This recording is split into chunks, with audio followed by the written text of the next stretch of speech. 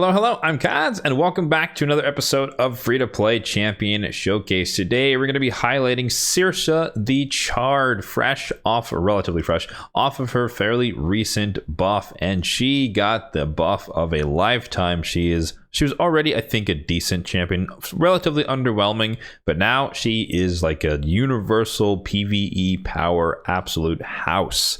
So we're going to dive into her kit, show her off in a couple areas, and kind of just talk about how to make use of this champion that they also made a lot cheaper to get. I don't exactly know what they lowered the milestone for, milestone 2, but of course the player points program, if you spend enough money and or spend enough time, in my case being free to play, then you will eventually get her. And it probably took me, I don't know, well, they lowered the threshold, so I got her automatically. You can see I was at 23,000 points.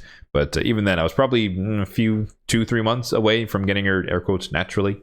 But they lowered the threshold, and so I got her as soon as they did that. But yeah, nonetheless, super solid champion. So let's dive right into her kit. So Searsha the Charred, what does she do after the buff? So starting off with the A1 here, it's a triple hitter. Each hit has a 75% chance when booked of increasing the duration of HP burns by 1 turn. It also has a 75% chance when booked of decreasing the duration of a random buff on the target, but if they're under a burn, it's 100% chance. Again, this is a triple hitter, so if they have a bunch of buffs, you're going to decrease the duration of it multiple times, especially if they're under a burn.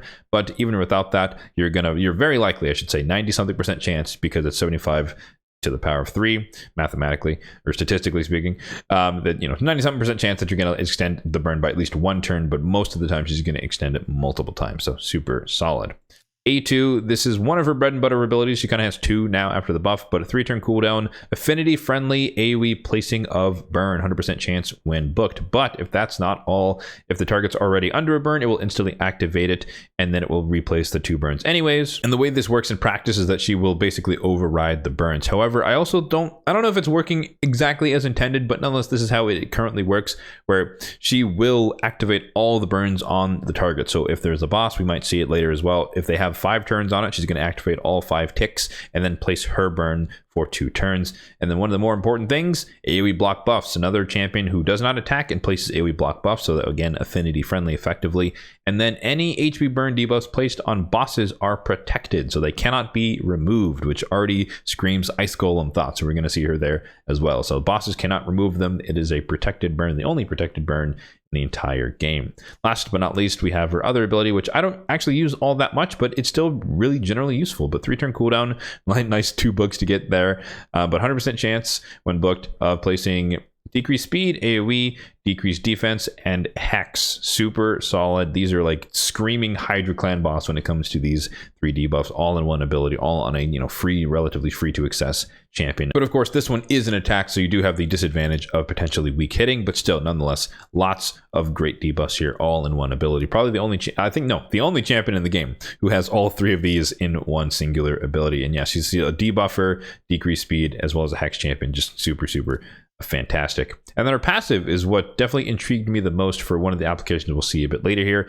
But one thing to note is your allies deal 10% more damage to enemies under burn, so great free damage. Again, thinking Hydra thoughts, if you have her in the team, you just get a 10% DP damage boost by having burn out there. And again, this is a placing of burn, which means it will ignore Poison Cloud, and can also, the block buffs can block Poison Cloud. So again, Hydra champion, great. But whenever she is attacked by an enemy under a burn, it'll heal her, which is great, and heal allies a little bit as well, but it will also have a 65% chance when booked of instantly activating burns on the attacker. So it's kind of the opposite, or similar to Drexthar, where his passive is to place burns, her passive is to activate burns when hit, and we're actually going to see them together in a little bit here. So for my build, I went for kind of a utility build, and you can see here we have 4-piece Merciless and 4-piece Reflex. I do think if you have to pick one of them, Reflex is the way to go, just because she has an ability that does not attack, meaning that the Merciless set cannot proc when she uses her A2. So Reflex by default is kind of a little bit better when you have a champion like that. But if you're able to pull them both off, then you still have a chance to decrease, or every time she attacks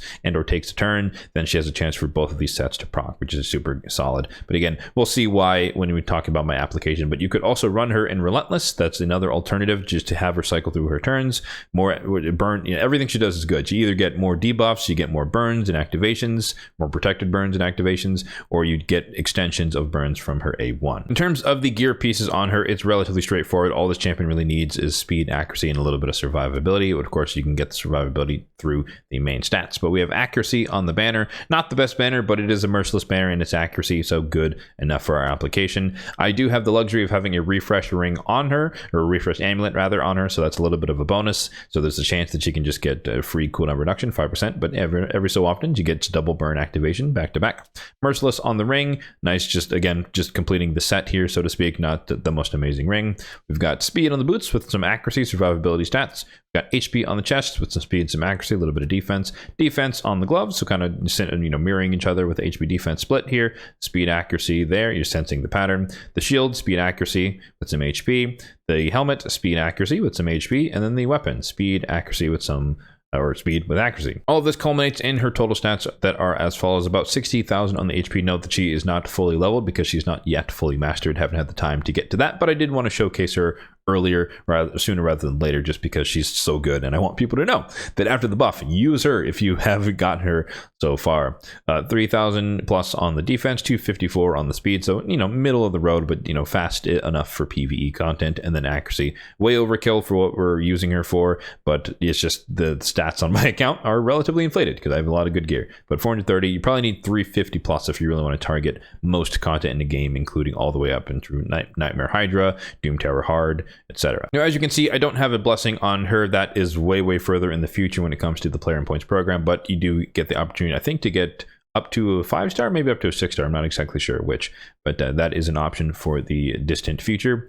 And then for the relic, I have a Skull of Treason on her. I do have the luxury of having like 4 or 5 of these now, so I got really lucky there. And I found out relatively recently that these actually do work in PvE content, so you are amplifying the burn tick damage against enemies with higher max AP, i.e. bosses and minions and all that kind of jazz. So that is helping her stats as well. But if you don't have the Skull of Treason, it's not really the end of the world, but it does help your burns do a little bit more damage. And then lastly, when it comes to masteries, as you can see here, they're not fully done, and I might actually redo these now that I put a little bit more thought into it, specifically when it comes to Ice Golem, where you don't really necessarily want Giant Slayer, which is where I was initially going, just in case you proc the errant hits of the counterattacks of the boss. That's just dangerous situation in a lot of cases, so I might change my mind. But nonetheless, you can go that way. She does have a triple hitter on the A1 for using her outside of Ice Golem, other forms of PvE. Then I do think Giant Slayer is definitely the way to go. You just make kind of the crescent moon on the offense tree. But if you want to focus more on the support tree, defense tree, I definitely recommend kind of standard debuff for mastery, so hugging the entirety of the right hand side, get all the accuracy stuff, debuff turn meter from debuffs, etc. Lore of Steel for extra stats if that matters, depending upon the gear on her. Cycle of Magic definitely synergizes with my build because she's already in the cooldown reducing sets. Master Hex or Sniper, you definitely want that. This Sniper affects the A1 extension as well as the passive being able to activate burns, and then Master Hexer of course extends the duration of any and all of the debuffs that she places. When I do choose to redo this at some point, I probably will go Oppressor as the tier 6. So because she has a lot of debuffs, she'll get her turn meter will fill faster when there are active debuffs out there cast by her, up to 10%. So she'll just get, in aggregate, she'll get more turns overall. So that's probably where I'm going to end up once I redo them. And then a little bit of the defense tree, probably going to go like the standard PvE stuff where you go defense, rejuvenation, maybe resurgent, or sorry, blastproof rather, AoE attacks, less damage there. Resurgent to remove debuffs, and then delay death, take less damage as you get further and further along. And then you can kind of decide if you want retribution, counterattacking. Again, it can be useful. It's dangerous in Ice Golem if you have that paired with Giant Slayer, but if you don't have it paired, you counterattack. She has a chance to extend burns, which again can be really useful. But enough blabbering, let's get to the showcase. So the first area that I want to show you guys, which was the first area where I intended to actually use her even before her buff, but after the buff they made it even better. However, I did have to tweak the team a little bit, and I'll talk about that when we watch the run. But it is Nether Spider, so I think she's uniquely suited for this, just because the most of the strategies are tank and burn strategies when it comes to Nether Spider, and as long as you have a burn champion out there, then you can extend, or you can activate the burns just by being attacked, which you most certainly will do, or will happen when you're going against the boss, because there's a lot of minions that are attack, and the boss attacks you a lot. So let's hop into the run, and I'll talk about the old team that became this new team. So I used to run, let's put it on auto actually, there we go. I used to run Reliquary Tender as our primary like cleanser, healer, reviver over Pythion, but as I'll get into a little bit later, the team was taking a lot more damage than I expected, so I kind of had to put someone a little bit tankier in there. But Pythion is uniquely suited for this because he heals, or his A2 cleanse heals more based on the amount of debuffs out there. Vogoth is just great because you do take a lot of AoE damage. That's very common for this type of fight, and Tuhanarok was just kind of basically a Doom Priest for the squad. But I used to run Mordecai in her slot, so we just had placing of burn, but we didn't have the activation, so that is what she's bringing on top of her passive. And then I used to have Vlad the Nightborn in there just as an AoE nuker to kind of help clear the waves and then help us do a little bit of damage on the boss. But now the change to consider here is right when we see her start is that she places block buffs, and the disadvantage of block buffs / the advantage in this particular case is that it makes the boss attack you a bunch. So whenever there are allies or minions here, they do not have a buff on them, she will attack an extra time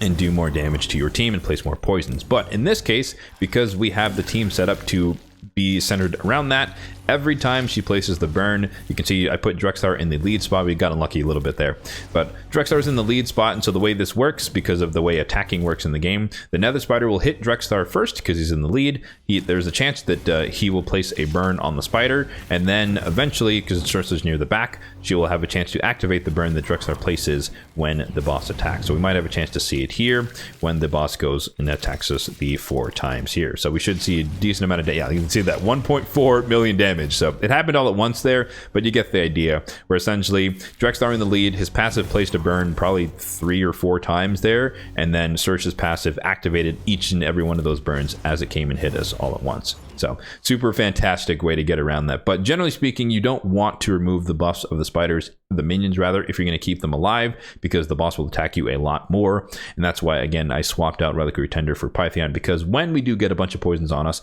if he has his A2 available, then he converts all of those extra debuffs into more healing, which basically brings everyone back up to full. And then in the meantime, Vogoth's passive, it heals us every time he gets hit, and so we get some healing from that as well. But yeah, super fun team. I originally thought it was just going to be a 1-to-1 swap for Mordecai, but seeing how much we were getting attacked, it definitely made sense for me to bring in good old Drexthar Blood Twin, making his triumphant return to some form of PvE content on my account. And this is now my main Nether Spider team, and you can see this was a bit of a bad RNG run. We got unlucky with that second attack where I don't think we got a single burn activation, but it made up for a little bit on the third where we got like 6, which is kind of ridiculous. But you get the point. This team is relatively fast, sub 2 minutes. This is a bad RNG run, but you can see the best time is about 90 seconds or so. The next area to showcase is hard mode Ice Golem, which again is kind of where you might instantly think she's going to be useful, and she most certainly is. This is my standard Ice Golem team that I've been running for years at this point. Actually, I did a video showcase on that a few years ago, talking about focusing on Harima in this composition specifically, so if you want to check that out, it's up in the card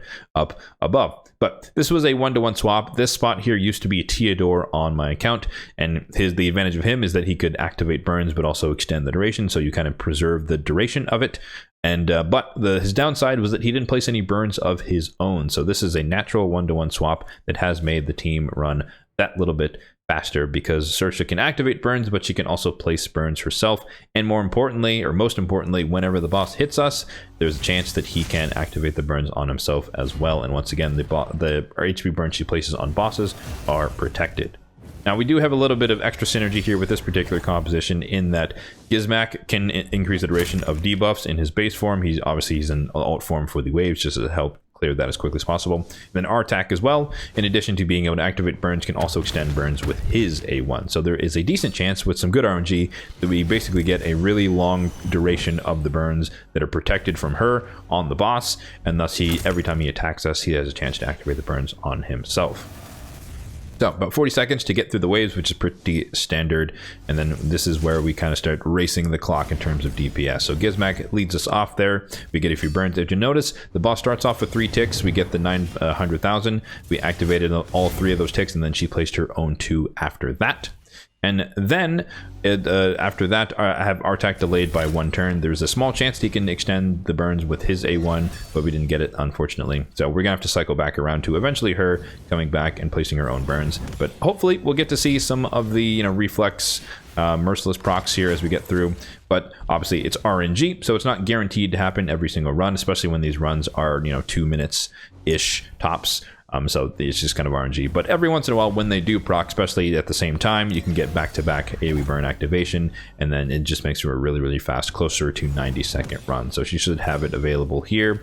She places the burns, activates them there. Gizmac should activate here. Then Artak might have his. No, he's one turn away, but we're getting close. So this is a little bit slower, but you can see there, Artak got the extension, I think, and so you have the 3-turn protected burn. We didn't get the proc when he attacked us there, unfortunately, but there, now that the minions are dead, everyone's extending it, so now we have a 6-turn duration protected burn. So no matter what happens, you cannot get rid of that basically at this point. Artak goes in for the finishing blow. I will say the only downside is that the minions themselves, they do obviously take burn damage when they take their turns in place of debuffs, but unfortunately they don't attack, so there's no chance that we can get an activation from them hitting her or anyone else on the team, unfortunately. But nonetheless, you get the idea. Basically the same logic as the Nether Spider, where there's a chance we can place the burn, or a chance we can activate the burns when we get attacked, and we try to cycle through our turns as well as much as possible to activate as many burns as possible. I've set up my team to be relatively safe so that even in the rarest of occasions we can't really full wipe, just because Arima's passive is negating the passive of the both minions being alive a lot of the time, because we do want to keep them alive because we want to activate burns on them and get credit for the damage. But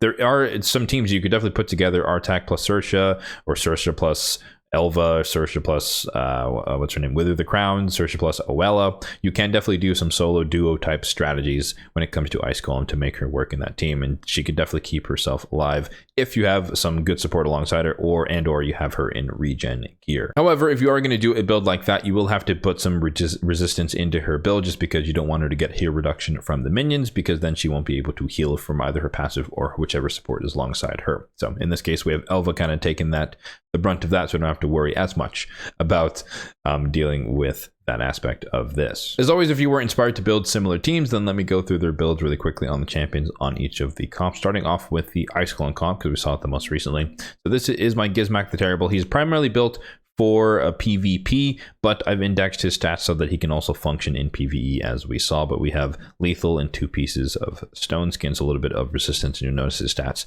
a lot of resistance in them. But he is built like a nuker. Like I said, primarily we could focus on the alt form here. But 83,000 on the HP, 4k defense, 268 on the speed, 100% crit. Which you do want for irresistible HP burn from his passive, 237 on the crit damage, and then 500 on the resistance. So he has a high resistance, so he doesn't get sheeped or polymorphed by lower accuracy nukers and all that fun stuff. I do have my big boy Skull of Treason on him, so plus 15 or 5-star. He is fully booked on both forms, because I did have the luxury of doing that. I've got a 3-star blessing on him, so he does have Incinerate, of course, for PvP applications. And then for the masteries, you can see here, built like primarily a nuker. He doesn't need accuracy if you have enough crit rate. So Helm Smashers, where we're going lots of the damage masteries on the offense tree, and a lot of the standard tanky stuff with counterattack or retribution on the defense tree. Next up, we have my Harima, another arena-built champion who I'm using in PvE for this function, but she's also in lethal gear with 2 pieces of kill stroke. She is, her total stats are as follows: 50,000 on the HP, 7.2k on the defense. She is one of my most stacked out defensive nukers on my account, so bear that in mind here. But 257 on the speed, full crit rate, 374 on the crit damage, and then we don't really care that much about her accuracy or the resistance. We have the Gilded Dragonstone on her, so she gets more defense whenever she receives damage, so up to 10%, which is great. And then I also notably have the gemstone that increases or reduces ignore defense effects even further than her passive. So that stacks well, synergizes. She's fully booked. I have Life Harvest on her. I've changed her blessing so many times over the years at this point, but this is where I've ultimately settled for PvP applications for the extra turn meter when someone dies. Or comes back to life, rather. And then similar build as Gizmac, we're focusing on the offense tree, primarily Helm Smasher, of course, and then a little bit of the defense tree, extra defense, of course, some tankiness, retribution, and logic. Next up, we have Artak, who I actually rearranged to synergize with her kit, because we do have multiple sources of burns. You might have noticed in that run that Artak's HP burn placing ability, when we get to the boss of Ice Golem, or we get to the Ice Golem himself, is actually turned off, because I want him to try, and again, in the ideal case, I want him to try to extend the protected burn versus replacing it with his own, which could be subsequently removed by the boss. So I have him built in a reflex set with a little bit of resistance, and we're focusing on making sure that he has enough stats to not get debuffed as compared to her. I don't really care. I just want her to have enough accuracy. She doesn't really need the tankiness. She just needs to place her burns and take a little bit and take some hits for the passive, but I digress. 85,000 on the HP, 3,700 on the defense, 239 on the speed, but he gets more speed when he's destroyed his max HP, so he's a little bit faster in practice. And then these are our targets for PvE content, 453 or 450 plus on the resistance to not get debuffed. That's the same thing you'd want to do if you wanted a solo duo Searsha build in terms of regen and keeping her alive and not getting hero reduction on her. And then 350 on the accuracy on the nose is exactly where you want to target. You might be sensing a pattern here on all the burners, but we have another School of Treason, a 4-star in this case. He is fully booked, of course. Soul Reap, you might have noticed that getting the finishing blow on the boss, that is just nice for finishing off bosses that are low, only at 3 stars. And this is kind of where I'm probably going to be aiming for her masteries when I finish getting them. So kind of basically like Artax here, or pretty much exactly like Artax here, yeah. So this is where I'm thinking of going. We definitely want to get Retribution for the chance to extend the protector or unprotected, doesn't really matter, extend the burns. Last but not least, for the Ice Golem team, we have my Elva Autumnborn in a lovely 9-piece protection set. This is definitely optimized for Chimera / Hydra, but still, you know, is beneficial in terms of stats for survivability in terms of Ice Golem. Perched Shadow is what I have on her, so a chance to get extra turn here, but also some extra tankiness stats, so HP defense, only 4-star though. And then fully booked, of course, I have the Nourish Blushing on her, so it boosts the potency of her continuous heals, but also can destroy destroyed max HP in applications where that is relevant. And then masteries here. She is not a damage dealer, so we're obviously going defense and support tree. Unshakable for the extra resistance. I do want her to not get debuffed all the way up and through Ultra Nightmare Chimera, so that is kind of where that thinking is going into. And then support tree, all the healing masteries. She is a healer, of course, especially with her passive. Switching over to the Nether Spider comp, we have my Pythion, who used to be more, arena focused, but now he's just kind of, rather, he used to be more PvE focused, but I have other champions who kind of took that role. So he's kind of a flex PvP spot if I need to, so that's why he's in Untouchable with Lightning Cage on, just in case I need just a tanky Force Affinity Reviver to go into some, Magic Affinity comps and Divine Speed, so he's a little bit faster. But yeah, protected block debuff, so we can go in and cleanse, high resistance, as you'd expect. Total stats, 94,000 on the HP, 3,700 on the defense, 270 on the speed, so on the faster side, but not the fastest gear in my account by any means. And then 650 or 670 rather on the resistance. For him, like I said, he's basically just a resistance tank flex spot for arena. So Inferno Sphere is what I went on him, and then it's only 3-star, but extra resistance, extra HP, great for him. Fully booked, of course. Lightning Cage, as I mentioned, on the blessing. And then for the masteries, similar to Elva, but more focusing on the defense tree. So I just want him to be the tankiest unit possible, so we can keep people alive, revive them, etc. But also going for Unshakable, and then all the healing masteries as applicable. Drexthar, good old Drexthar, making his triumphant return, but he is just in some gear. Nothing special, but perception and nothing. Yeah, just good pieces basically is what I was going for. But I rebuilt him to be more of a nuker, so because like I said, Vlad the Nightborn used to be in the composition as our kind of AoE, double AoE nuker for the waves, and I kind of sacrificed that slot to speed up the boss section. So I rebuilt Drexthar to be a pseudo nuker, so to speak. So 51,000 on the HP, 5k on the defense, 216 on the speed. Granted, his boots aren't fully maxed out because it doesn't really matter. His job is to stand there and take damage or place burns. Full crit rate, 216 on the crit damage, and then 450 on the accuracy. Again, a bit overkill. 350 plus is all you realistically need. For the relic, you're sensing the pattern once again. School of Treason, again, extra damage. Fully booked, of course. Brimstone is the blessing, which procs here and there on the spider. She has to cycle through her ally attack a couple of times or a second time, but every once in a while we get extra brimstone damage, helps get to the fastest runs. And then this is more PvE focused masteries. What Searsha was originally what I was thinking of for her, which is this is what I mean, but I say the Crescent Moon in terms of the offense tree, ending on Giant Slayer, and then kind of focusing on the debuff side of the house with all of these support masteries. In fact, I must admit that, traditionally I would say that Master Axer wasn't really that useful, just because most of the time you're being attacked by a single thing and you're going to get attacked a lot, and so you're going to replace the burn more likely than you are to take advantage of a 3-turn burn. But because of how I'm now using him in the Nether Spider comp as our lead point man in terms of taking aggro from the Nether Spider, I might actually finish his masteries out fully and go for the Master Axer, because this being a 3-turn gives it an extra chance for Searsha's passive to come around and activate it later. So might actually change up strategy there and get get him fully mastered years and years later. Next up, we have Tuhanarok, who is one of the crown jewels of my account, but she's gone through a lot of iterations of utility on my account, but this is kind of like a Hydra Doom Tower-esque build, as you could see that she was in the Doom Tower team. But yeah, I've reworked her a few times, but this is kind of the mix of the Hydra and Doom Tower builds. But a little bit of Mercurial, double perception stone skin is kind of the main thing. 2P stone skin for the resistance, effectively a resistance set. Total stats on her: 57,000 on the HP, 3,500 on the defense, 263 on the speed, full crit rate, a little bit of crit damage. So I did crit cap her specifically for Hydra. And then our same PvE targets: 450 plus resistance, 350 plus on the accuracy. For the relic on her, we don't have one because we don't really need one. And then for the book, she is fully booked, of course. And for the blessing, this is optimized, or re-optimized rather, for iterations in the Cursed City when we have Fire Knight variation. So she has increased defense in her kit, and so Faultless defense is extra hits into the shield after the rework to that blessing. And then for the masteries, PvE damage focus, so War Master coming down the left hand side of the offense tree, and then a lot of the or a mix rather of the healing and debuffing mastery. So kind of the Y split here to get lasting gifts Master Hexer, because she is both a buffer and a debuffer. Last on the list is my Meat Shield Vogoth, who is in my only bolster set of my entire account. And he has Immortal alongside it to boost his HP, to boost the size of the shield from bolster, and then protection as well, 2 pieces to boost, once again, resistance and the size of the shield with the extra HP. Total stats: 117,000 on him. We've got triple HP percentage across the bottom row, 3,500 on the defense, 180 on the speed. Don't care about his speed. He's there to take damage and use his passive, place the leech, and heal the team. A little bit, or a decent amount of indexing into resistance, granted, fully awakened, fully empowered, all that stuff is kind of adding up to it. But nonetheless, nearly 600 on resistance, nearly 300 on the accuracy. Those just kind of fell out of the crap gear that I have in terms of bolster.